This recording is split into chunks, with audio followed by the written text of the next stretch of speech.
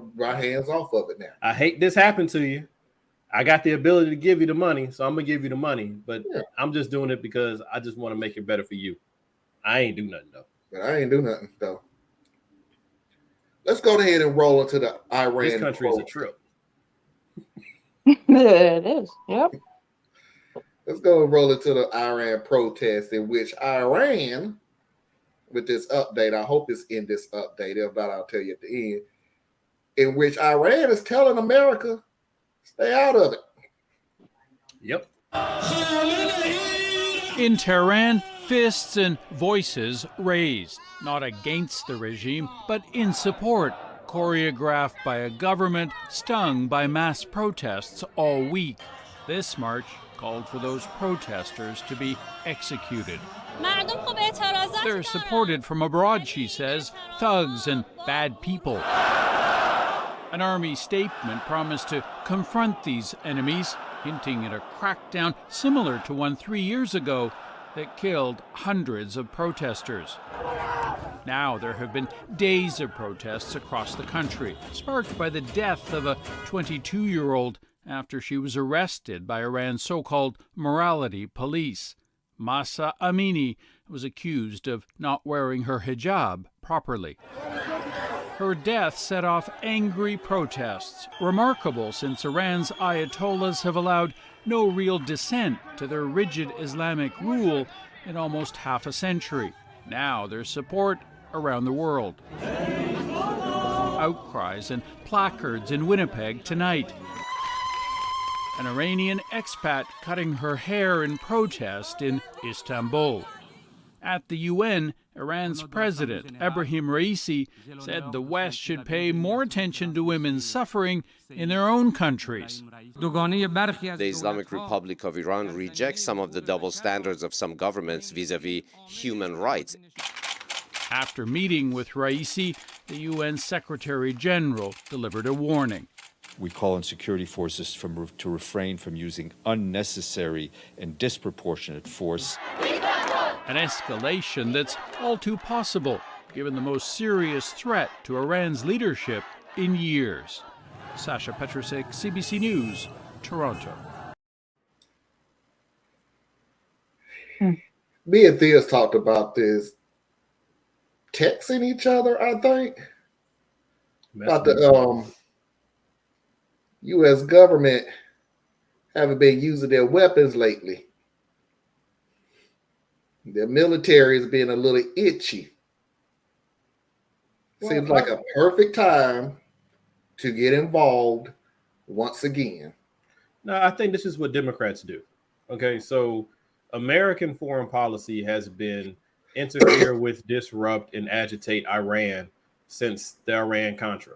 Okay, so no one pays attention to the fact that the Iran-Contra kicked off because America initiated the manipulation and interference in their country to begin with. So Iran-Contra was a response to American interference, right? Because that's one of the ways that America maintains its hegemony across the globe, is making sure it's messing with people to keep them unstable or keep certain people in power that they prefer to have or whatever, right?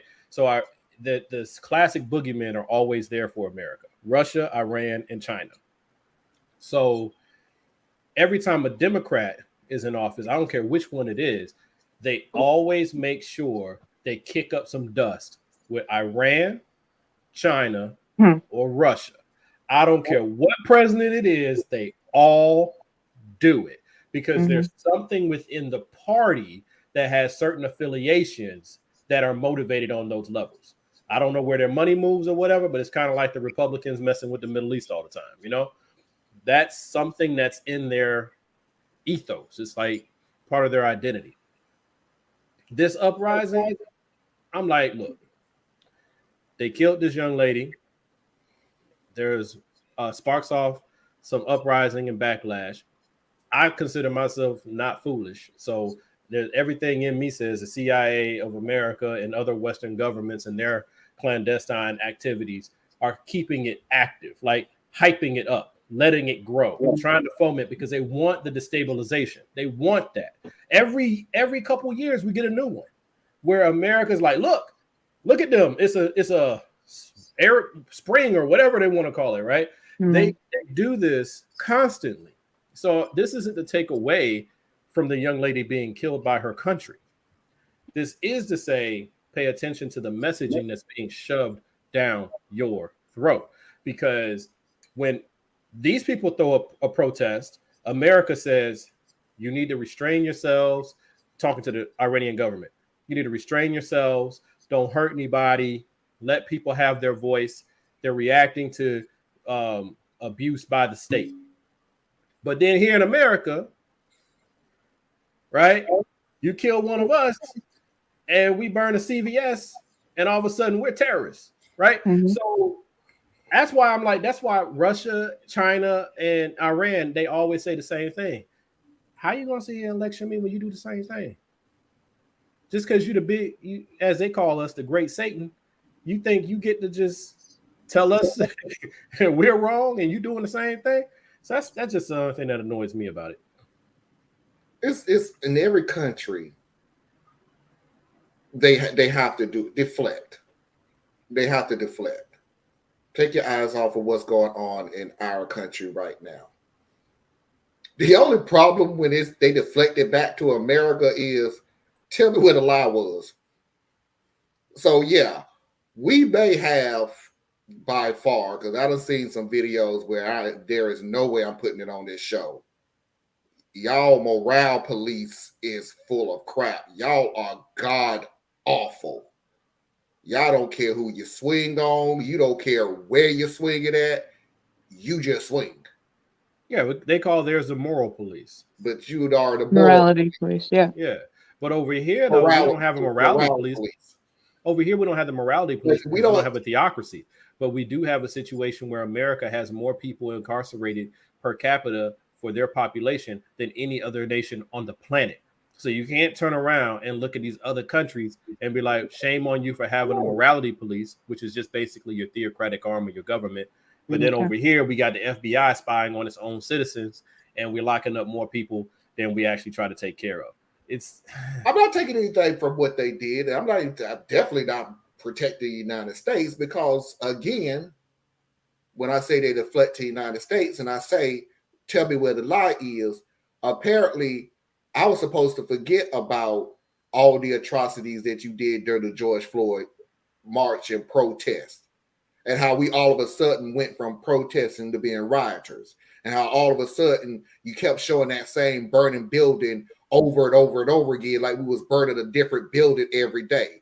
Like I'm supposed to forget that you use rubber bullets that has maimed people for the rest of their lives. I'm supposed to forget that you have tear gas that has affected people now for the rest of their lives. I'm supposed to forget that you all of a sudden want to shut down a protest early so your president can walk through the streets holding a Bible upside down and walk through a church that he wasn't even invited to, so he can show how great he is. I'm supposed to forget all those things, and I won't. Supposed to forget that dude, what's his name? Kyle Rittenhouse. We're supposed to forget that, right? Because that was part of going to wash a building, didn't have soap, didn't have a rag, but he had a gun.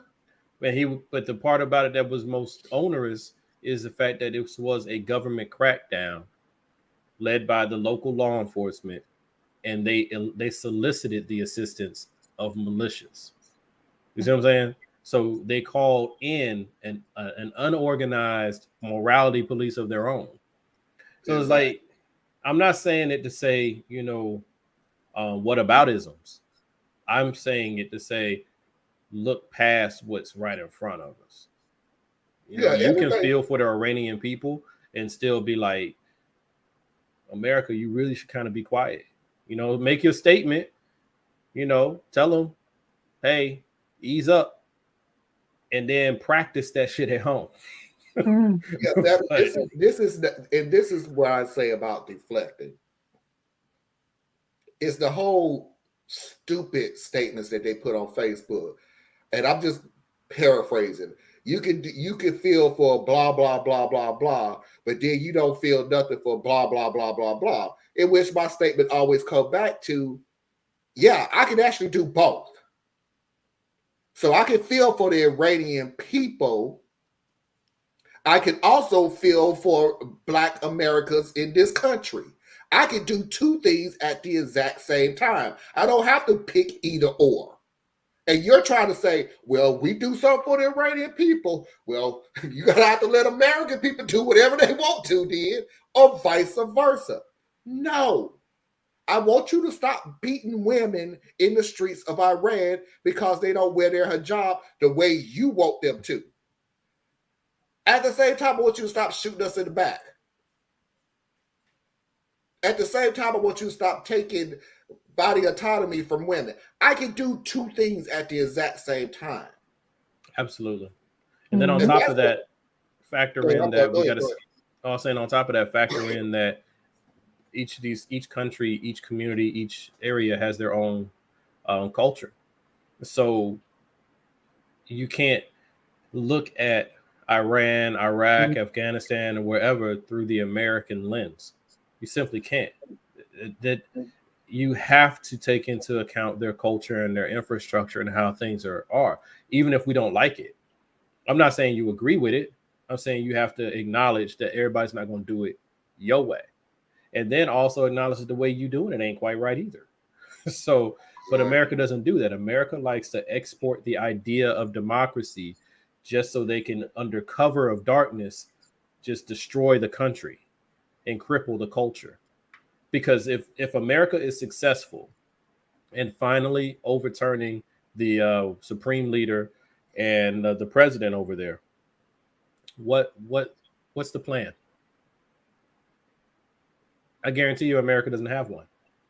America never has a plan for after they succeed in the first objective. You heard them. They're going to say, rebuild your own country now. Yeah. But they're going to say that, and then they're going to sit back and they're going to be like, look at these barbarians and how they're just not, they can't even take care of themselves, and they're acting like savages. And the same stuff they said about Afghanistan, Iraq, Libya. We break it and then sit back and be like, man, they messed up. We don't get years and years and years of support, and as soon as we pull out, y'all don't know. And then we do it here domestically. We were just talking about Mississippi, but I mean, you look at a lot of these areas, and what they'll do is they'll say, well, these are Black areas, and they got like a Black mayor, but the Black mayor is subject to the infrastructure that's already there. So they have no power and they have no access to funds or anything like that. But then they'll say, look at these people. As soon as we give them their own city to run, they run it into the ground. Nah, man, it was already sitting on matchsticks. And then when you pulled out the support. So of course it fell down. That's what you wanted it to do, right? We do this all around the world and around the country, and it sickens me. And because we're so packaged to just take what comes to us, and very few of us on mass have critical thinking skills. So we just eat it up. And then it becomes, you know what? America may not be perfect, but it's the best place on earth because look at them over there. And it gives us that patriotic rallying cry that distracts the attention. You know, whenever things get a little shaky, we get close to an election, like almost every election, we go and we point at Russia, China, Iran, or North Korea.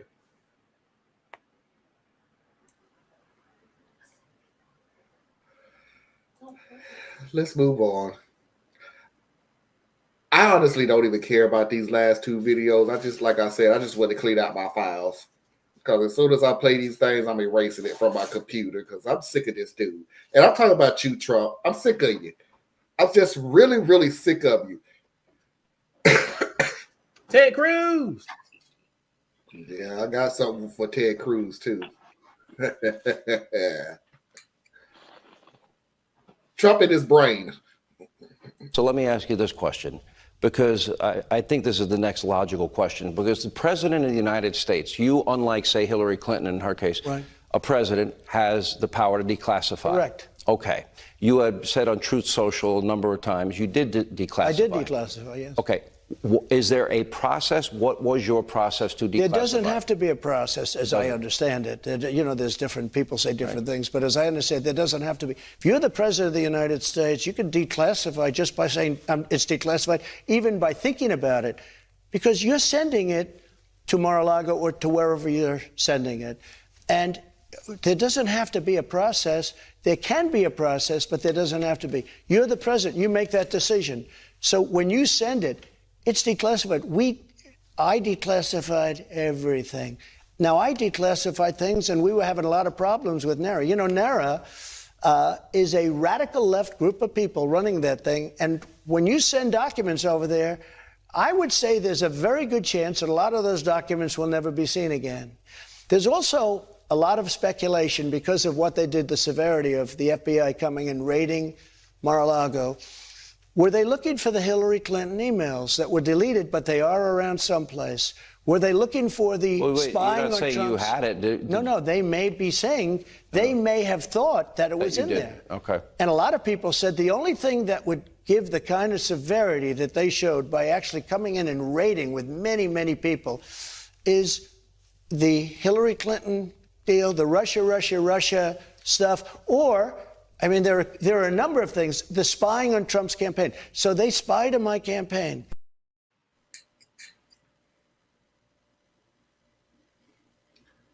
You went, dude. You went 5 different subjects in one sentence. And all of it made no sense. That is a skill. You are not, you're not Tucker Carlson. You're not Sean Hannity. You're not, what's that dude's name? The one that talks 50 miles per hour. Ben Shapiro. You're not Ben Shapiro. You don't have that skill where you could throw blah, blah, blah, blah, blah, fact, rest of BS, fact, BS. You don't have that skill. Everything you said made no sense. You brought in the emails from Hillary Clinton. And dude, at this point in time, I have to tell you something. You have a unhealthy obsession with Hillary. Like, this is just now getting just...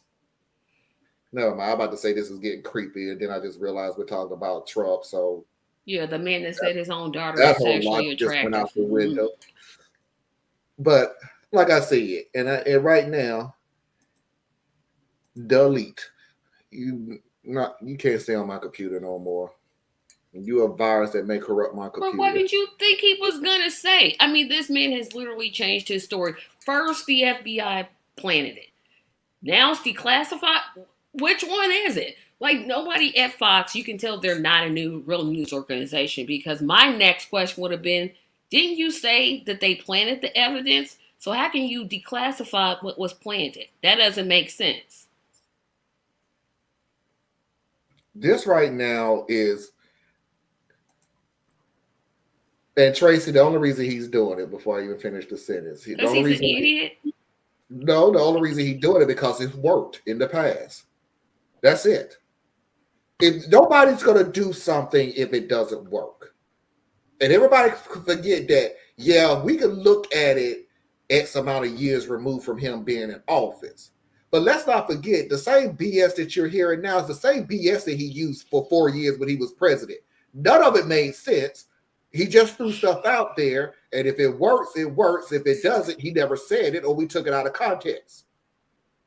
But it worked. That's how he's done. So why should he change his mantra now? It worked before. And by the way, the funny thing about it is we can pick on him and ha, and he used his brain and everything else. All the while his base is going, yep, that's true. That's exactly what you can do because he was president. And I wonder would they respond the same way if Biden said exactly what Trump would say? Probably not.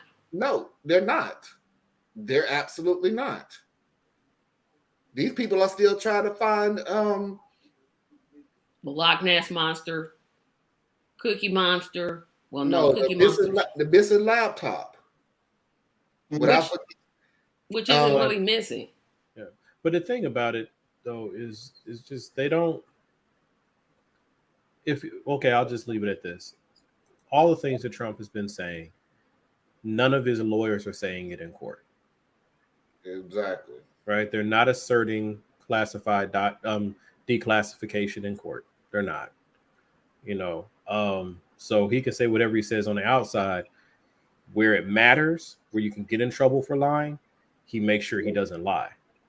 And then you have the judge who is blocking the special master that Trump asked for from being able to say, hey, basically, hey, Trump, you're saying this out there in the streets. You're saying the FBI planted documents. Here are all the documents. Which ones do you believe were planted? And the main judge pops back in, overrules the special master and is saying, oh, he doesn't have to attest to that. So this allows him, all that to be said, this allows him to continue to lie in public. And to buy because time. he's not forced to support any of it where it matters. It's no different than when we went through the whole his lawyers I'm talking about during the election was stolen. It's stolen. We got hundreds and thousands of documents and texts, and look at all the databases that we got that prove that the election was stolen. Oh, okay. So under oath, was the election stolen? Well, I'm not really saying the election was stolen. I'm not particularly saying that the election was stolen. I'm not even here. This is Rudy literally saying this. I'm not even saying that I'm not arguing the fact that the election was stolen. That's not what I'm here for. Then what are you here for? I just want the court to look into the probability that there's some, whatever word they was using at that time, there's a possibility of some states using the wrong whatever. Yeah, because what they're doing is they want you to chase shadows. And the beauty of that is their base has already been groomed to believe in things that aren't real, not tangible, can't be proven, can't be touched, can't be seen. They've already been groomed for this. So all they do is, they're in their mind, these people, these deep state people are just that sneaky. They're so sneaky that despite all our efforts, they're staying one step ahead of us. But we know it's out there. And that's how they chase everything. If they get close to one end, the election thing, they couldn't find it anywhere. They hired their own people, and their own people end up giving more votes to Biden than he had going into the process, right? And they just say, oh, well, it wasn't that then. It was someone was manipulating the machines. And then they're like, all right, well, let's do the audit on the machines. No, all your auditors are in on it. Okay. So what's next? Hugo Chavez. Wait. You know what I'm saying? Man been dead for like how many years? Right. And come to find out, the only ones who stole election machines, Republicans. The only ones that were hacking election machines. They even had a convention for hacking election machines, Republicans. The only ones who got in trouble for stealing hard drive from election machines here in Georgia, Republicans. The ones who get prosecuted for voting more times than they should, Republicans. I mean, it's all, what's the word when you projection? It's all projection. But their base, I think their base is so far in, they can't come out. Even if they wanted to.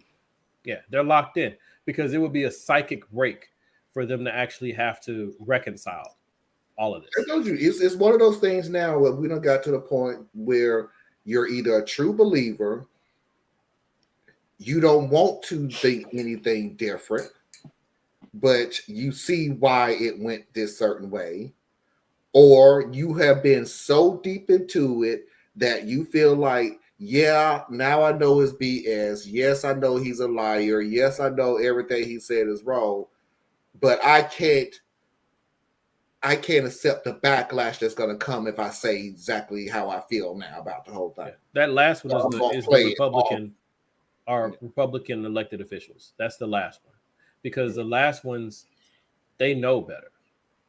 By and large, there's a few of them who don't, but by and large, they know better. But they're in so deep that if they ever were to say, you know what, as more facts have come out and blah, blah, blah, whatever little smoke screen they spin, it was not stolen. If they do that, they are out of the club. Yep, they'll get primaries so quick and lose. It'll be just a matter of moments. You're right back to being a rhino, and you're out of here. So their goal, I suspect, is those who are in the House or Senate that are up for election, they're going to continue to play crazy until the election itself is done. And then they're going to check the temperature again and decide, okay, now that my spot is secure for the next 2 to 6 years, is it worth it for me to step out? Because they still may stay in line. Because if they think Trump might win, there's no way they're going to break ranks. No, they sure won't. Because if Trump wins, he's going to settle scores. And he's petty enough to do it. Well, the last video of the night, this